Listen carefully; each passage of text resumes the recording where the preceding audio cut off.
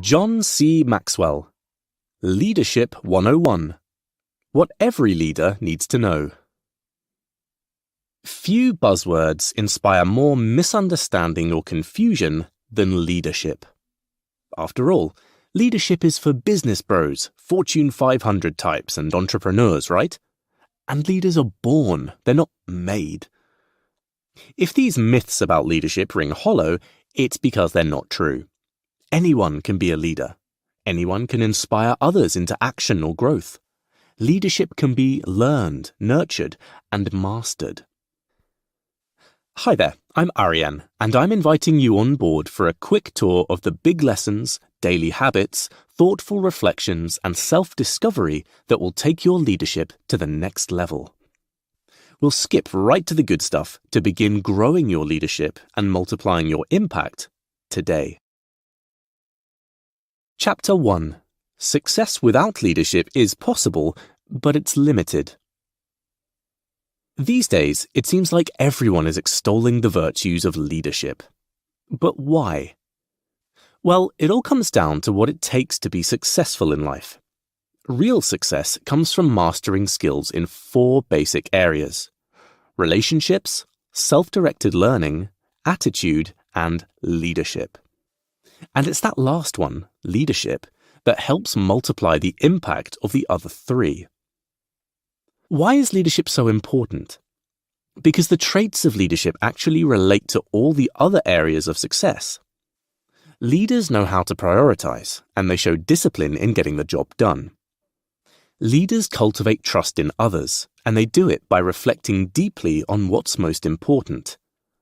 Leaders align their vision and character with their values, and they communicate those values clearly.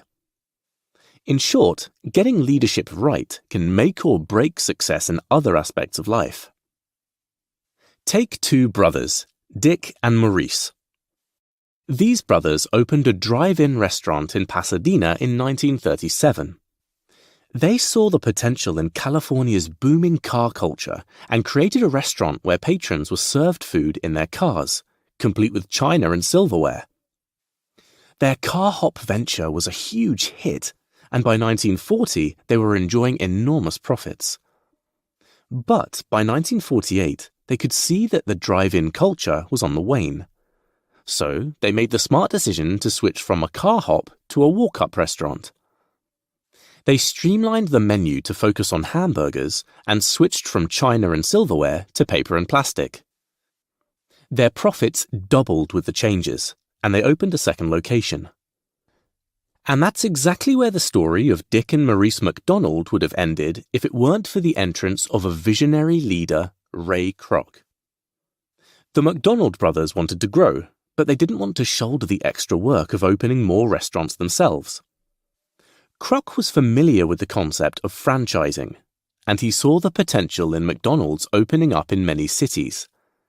In 1955, he partnered with the brothers to form the McDonald's Corporation. In the next 4 years, they opened 100 additional restaurants. 4 years later, there were 500.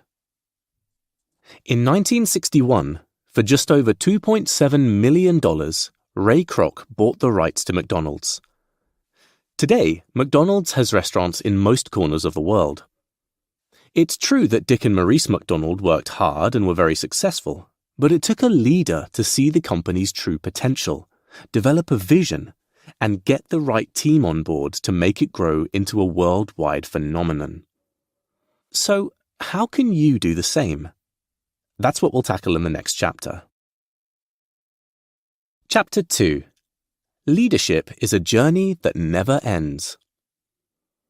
If the story of a legendary leader like Ray Kroc is inspiring, that's great.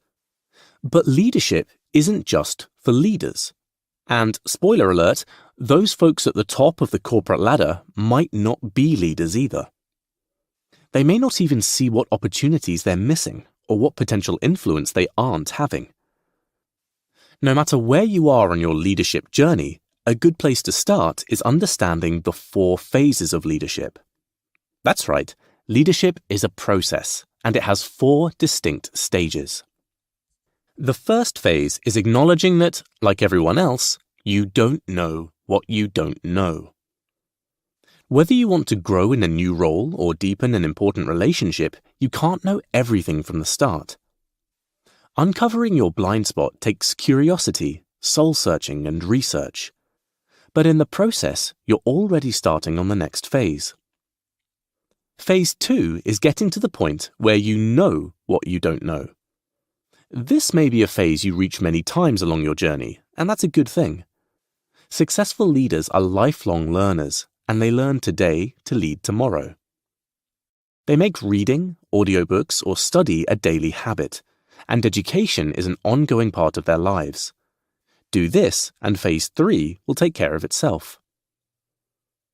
Phase 3 is trusting that, as you grow, the effects will show. Patience with yourself is key to this phase. It might help to know that no one becomes a great leader overnight.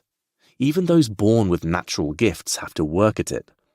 And, though it might feel strange at first, cultivating the self-discipline and perseverance to keep at it every day pays off, as do all the little daily habits you adopt. Not only do the benefits compound over time, but you'll also develop trust in yourself and your abilities, which brings you to Phase 4. The final phase is when everything coalesces and leadership starts to come naturally.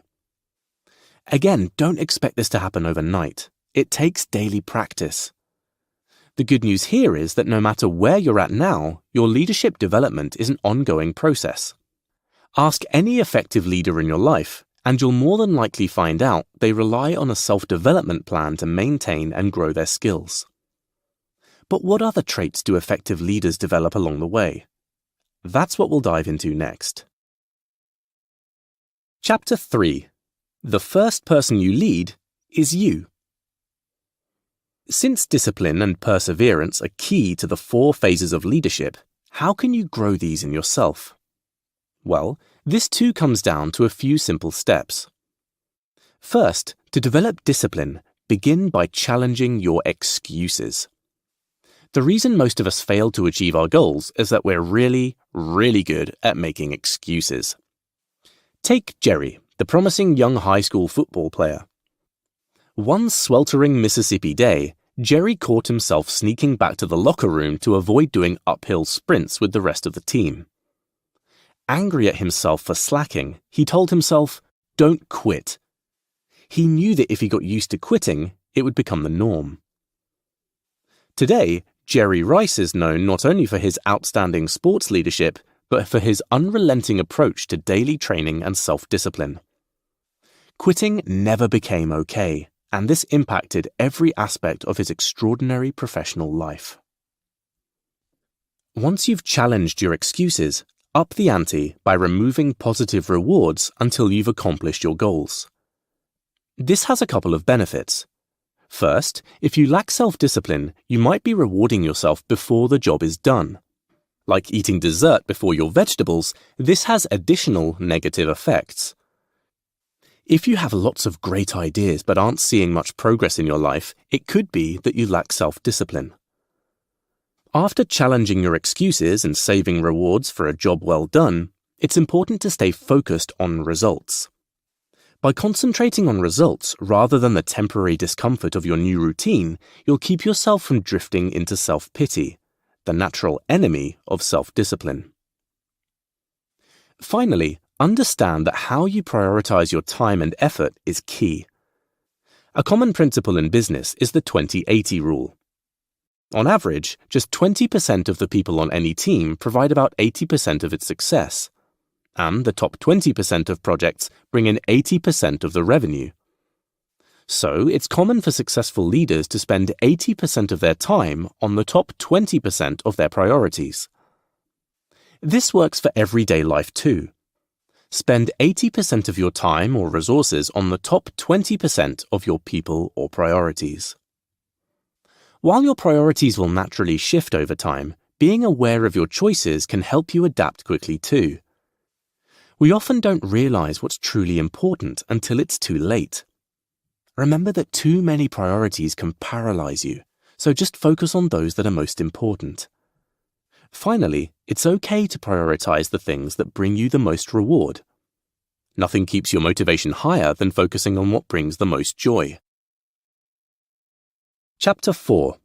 Trust is the foundation of leadership, and its most precious asset. As you grow in your leadership process, one of the most important lessons you can learn is how trust works. Imagine that you begin your first day in a new job with a pocket full of petty cash. Each good decision you make adds to the stash in your pocket, and each poor decision costs you. No matter how good your intentions might be, too many poor decisions will ultimately leave your pocket empty.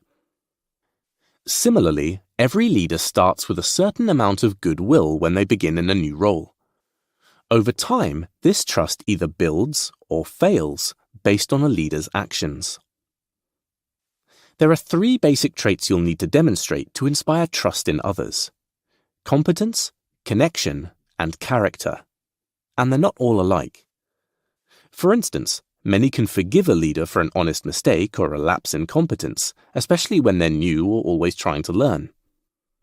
But lapses in character or violations of trust can have a lasting effect. Like self-discipline, character is the secret to successful, enduring leadership. Not only does it communicate consistency and strength to those around you, it also demonstrates a real connection with others. Character communicates respect to those around you. When a leader makes sound decisions, readily admits to their mistakes, and puts their followers' agendas ahead of their own, they foster mutual respect and trust that elevates any team. And when all this trust and mutual respect is established, what's next? That's when the real power of leadership becomes clear, as we'll see next. Chapter 5. Successful leadership is measured in influence. At the start of this quick tour through the basics of leadership, we made a bold claim: that leadership is the secret sauce that multiplies and amplifies your success. Let's dig a bit deeper into this. We'll start by looking at why bad leadership sometimes prevails. In business, even poor leaders have a lot of leverage, which they can use to their advantage. They control the working conditions and salaries of their employees, after all. The same is true for military leadership, where rank can be pulled to order compliance or punish insubordination. Parents, too, can be ineffective family leaders, but young children are dependent and have little choice but to follow. But none of this applies to volunteer organizations, charities, or religious institutions. In fact, any group that relies on people choosing to follow a leader relies on the real power of leadership: influence. So why influence? Well, it boils down to 2 major factors. First, if you can't force people to follow, then you'll have to influence them. This is where all the personal and character development of leadership comes into play. For pastors, community leaders, educators, and the like, demonstrating the competence, connection, and character of a leader is essential to get anyone to follow. Influence also requires vision. A vision is the shared future of any project or endeavor. If you can't align that vision with everyone's values, or communicate that vision clearly and passionately, no one will see it clearly or rally to bring it about. The second factor comes with time. The most vital benefit of successful leadership is how it influences others to take up their own leadership journey. As your consistent and compassionate leadership develops, you'll influence others to develop as leaders themselves. In this way, the impact of your personal or professional growth can ripple outward through your network, family, or community. This multiplies your impact and influence many times over, without any extra time, energy, or expense on your part. Influencing others to lead also leaves a legacy. Mature leaders understand that they don't lead alone and that they'll move on at some point. Preparing the organization for this transition is a part of their work right now. Mentoring and growing tomorrow's leaders helps ensure success long past the time your own life's work is done. When nurturing future leaders, people follow your example because of what you have come to represent. This final stage of leadership is one very few achieve, but their legacy endures. What does it take to achieve this kind of legacy? The same commitment to competence, connection, and character development of any leadership journey. The higher you go, the more commitment it will require, but the higher the rewards will be too. You've just listened to our Blink 2 Leadership 101 by John C. Maxwell. The most important thing to remember is that leadership is a process, and over time it can transform every aspect of your life. Unfolding in 4 phases, leadership demands consistent discipline, personal reflection and prioritization, character development, and a lifelong commitment to learning. But the benefits multiply with time. With enough perseverance, you can even change the world. Ultimately, the measure of leadership is in influence, persuading others to follow and to take up their own leadership journey. And here's some more actionable advice for you. Find your top 20. You know that effective leaders spend 80% of their time on the top 20% of their people. But do you know who your 20% are? To find out, make a list of all your current team members. Then ask yourself, if this person withdrew their support, would I still be able to function? If the answer is no, put a check mark next to their name. If it would hurt but not make or break you, then don't add a check mark. By the end, you should have marked between 15 and 20% of your team. Those are the people that should receive about 80% of your time, your resources, or your focus.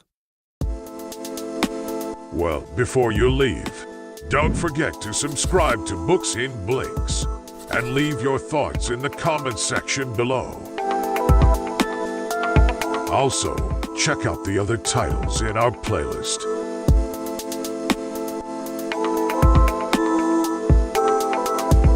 I'm Pedro from Books in Blinks, and I hope to see you here again.